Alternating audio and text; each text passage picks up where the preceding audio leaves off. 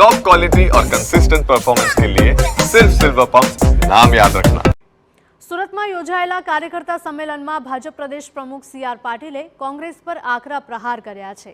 સી.આર. પાટીલે કોંગ્રેસને આડે હાથ લેતા કહ્યું હતું કે આજે ગુજરાતમાં કોંગ્રેસનું અધિવેશન છે એટલે કોંગ્રેસ સરદાર પટેલને યાદ કરે છે, પરંતુ આ જ કોંગ્રેસે સરદાર પટેલનું સ્મારક બનાવવાની જગ્યા આપી હતી નહીં.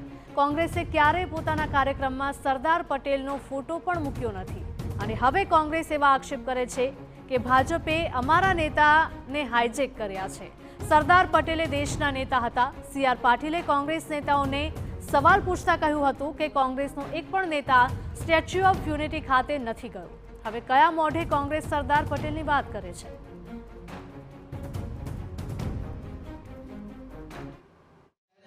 વર્ષો સુધી એમના મૃત્યુ પછી પણ સરદાર વલ્લભભાઈ પટેલને દિલ્હીમાં જગ્યાનું સ્મારક બનાવવા માટે નહીં આવ્યા.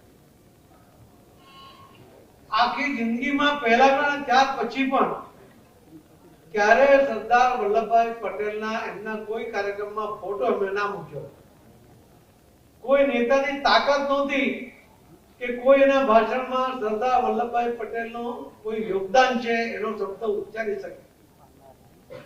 આજે જ્યારે આપણો દેશ અખંડ છે, એનો શ્રેય જો કોઈને જાય તો એકમાત્ર સરદાર વલ્લભભાઈ પટેલને જાય.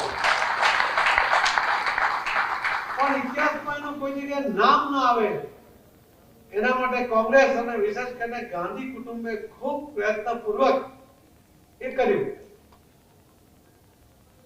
આજે એમ કહે છે કે હવે અમારા આ નેતા સરદાર વલ્લભભાઈ પટેલને ભાજપે હાઈજેક કર્યા છે.